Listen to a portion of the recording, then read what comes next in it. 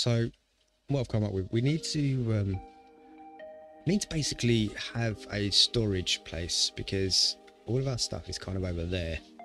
We've got random bits everywhere, and we need like a warehouse where we just put all the storage, and then we can go in there for the stuff that we need. I think what I'm going to start doing is I'm going to start flattening out all of this to about maybe here. It should be big enough. It's about there to about here. I think that would be good. And to do that, we have our drill, so it shouldn't take too long. So if I stick, where are we going from here? 1, 2, 3, 4, like that.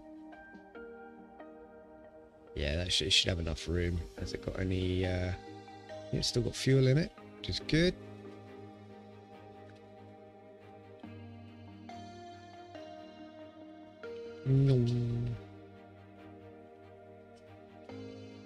I guess it's up to that tree line just here.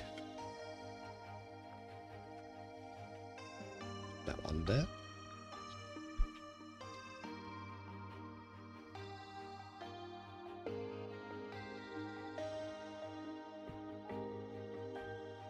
Now I just really need to think about what type of building I want here. Obviously it's going to be long. I don't mind it being long, but we're also going to go underneath it as well. I think this is where we should keep the mass storage. I think that'll be the best place. So what I'm going to do is I'm going to jump to daytime, because it's raining and it's dark, and we'll get building. Yes, I think it was under here. I think it was just there. So let's dig some of it up and have a look.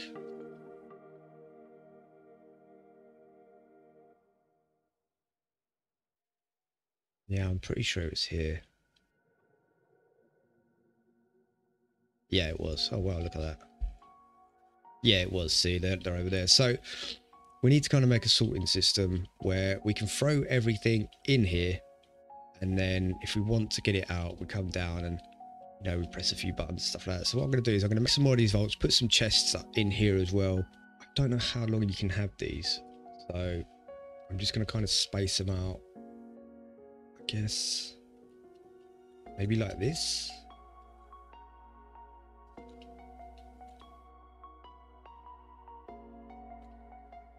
Yeah, have them like that long, I think. And do it that way. The reason I want the space here is because we might be able to access both of them on different sides. But that's right, that's enough. We don't need more than 2 at the moment. We just got to figure out how many different items we have. So we can have 1, 2, 3, 4, 5, 6, 7, 8. Technically we can have more than that, no, but we're going to just do 1 row. So it's 8 this side, 8 the other side, 8 that side. You know what, if we want to get both sides, we'll leave a gap there. Finish this one off. Oh no, I was right. Then leave that one like that. We can get 8 aside now, and whatever we want from the front. Then we just need to think about how we're going to get everything that's working to here. We're also going to need some kind of display signs to show what we got there. So what I'm thinking is, like, maybe on one of these walls you could have a big display sign to say what we actually have in here. So we're going to need a lot of threshold switches, and we're going to need quite a lot of, I guess, observers. Oh, we're going to need display links as well. So we're going to need a lot of those to say what's inside, basically. For every switch, we need a display link, I think. I think what I'm going to have to do is take the, where's the drill down here? Take the drill, go into the nether, and just let it run wild, I think. So we are here, got the drill down. And try not to get it blown up, but I did want to make a filter. Oh, but we'll just go with this for now. Keep going. Keep going. Stupid ass cat.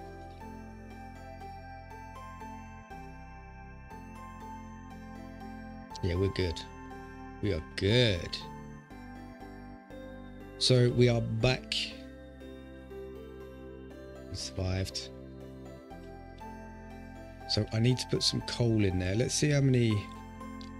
I've got quite a lot of quartz. Ah, I need redstone. That's what I need. I need to go and find some redstone. I need to do that as well.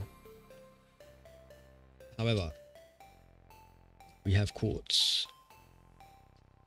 Ta-da. I'm pretty sure you can make redstone, but I think it takes a lot of stuff to do that. Let's have a look. Right, so we need cinder flour and a potion of strength to make. So how do you make cinder flour? So you crush those. So how do you make a potion of strength? Blaze powder and an awkward potion. How do you make an awkward potion? Never war and water.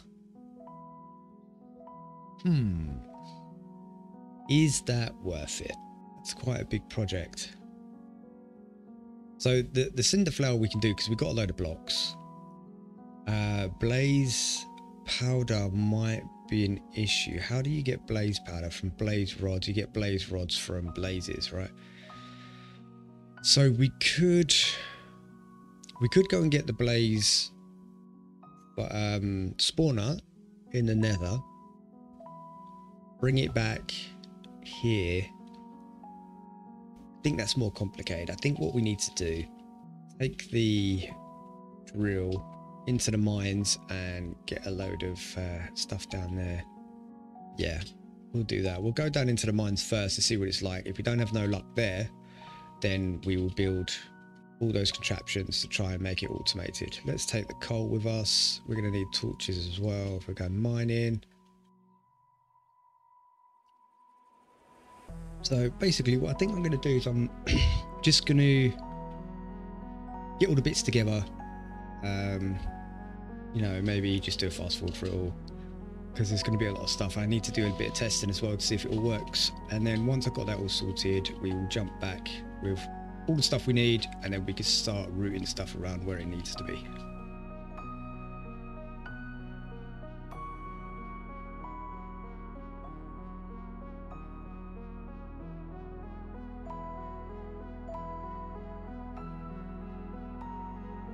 So basically I realised I needed more stuff, I needed more materials, needed more redstone, needed more iron, and we needed brass and stuff like that. So what I did is I basically started building machines to make redstone, because I just couldn't find any redstone anywhere.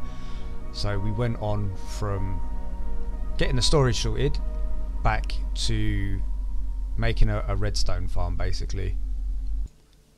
So what I ended up doing was making just a little kind of auto farm for the WART basically.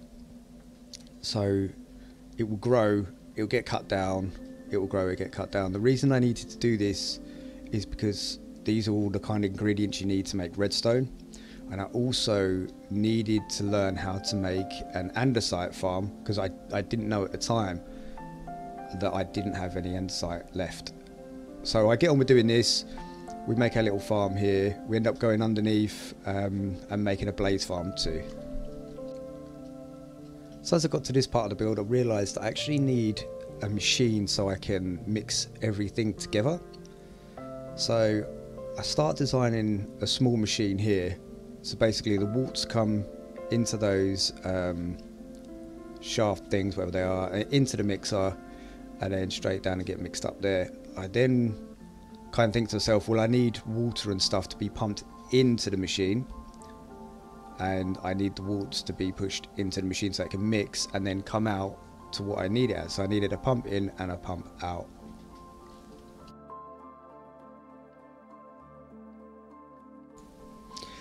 As you can see now, we've got a little bit further on, we've got the water going in. I'm just putting the belts up to make sure they go in the right direction. Got to remember to glue everything together, so I'll pop off and go and get my glue, wire everything up, and now we've got our drive-by, whatever that is.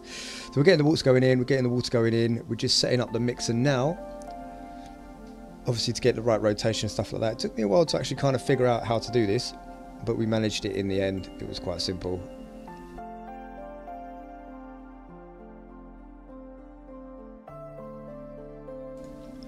So we get it all going, we feed the blaze, and for some reason it's not working, and I just remembered that I need stuff to pump in and pump out. And then I get a bright idea not to use a funnel, but to use some tanks. So I put some tanks down here, and we just basically just waited it to fill up a little bit to see how quick it's going to be. And it wasn't too bad. It actually runs pretty smoothly. So I ended up making it a bigger tank. We make it 4 wide and 2 tall. So after doing that, we moved down underneath the actual build bit to put our blaze spawner in. And I haven't designed anything, like I'm literally doing this on the fly. So what I'm going to do is I'm just going to fast forward this so we get it all the way through so you can see what happens and how it works.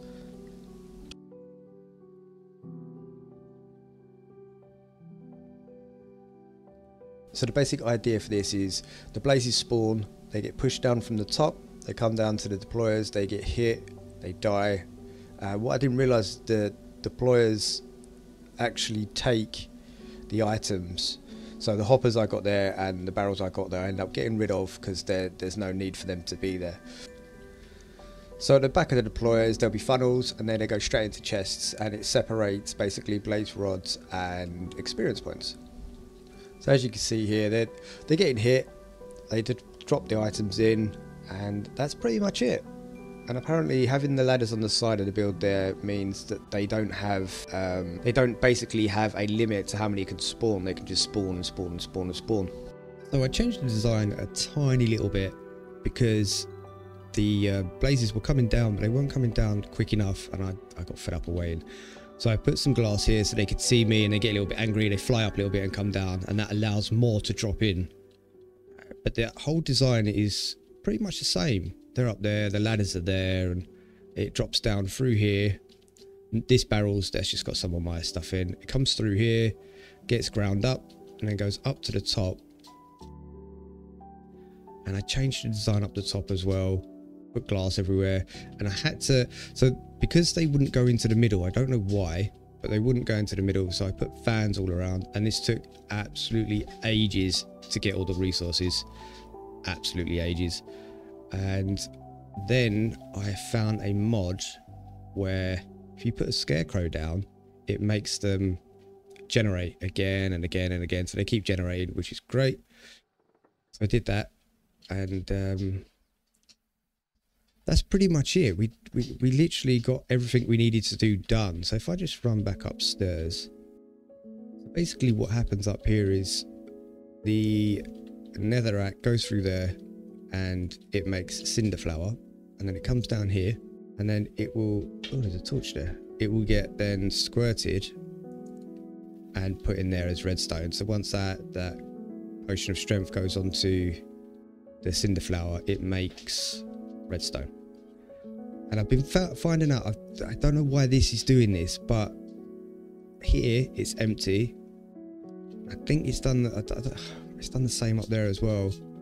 There, I don't know if it's where the server lags, but also look over there, the blocks have got missing and stuff like that. I don't know what's going on with this, so I think it's something to do with the server.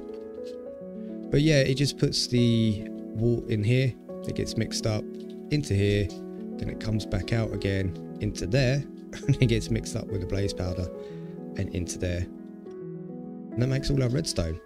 So all I need to do now is somehow get loads of netherrack to stick over there. I could have made it a lot closer, but I thought I might need containers and stuff like that in here to kind of not block everything, to store everything, as these get full so quickly, they work so quick. But yeah, so that's basically it. It's taken me over 4 days to do all of this because I had no idea what I was doing. I'm pretty sure I can make this more compact, and the materials I needed. I still haven't done the andesite farm. If you wash the soul sand, it turns into quartz, which is good. So we need to make a soul sand farm as well as a andesite farm. But that's going to be it for this episode. I do appreciate everyone coming over and checking it out. Hope you do like what's going on. Leave some comments in the video if you do know of any suggestions of what I can do next. And I'll catch you all next time. Take care, everybody. Remember, as always, stay safe.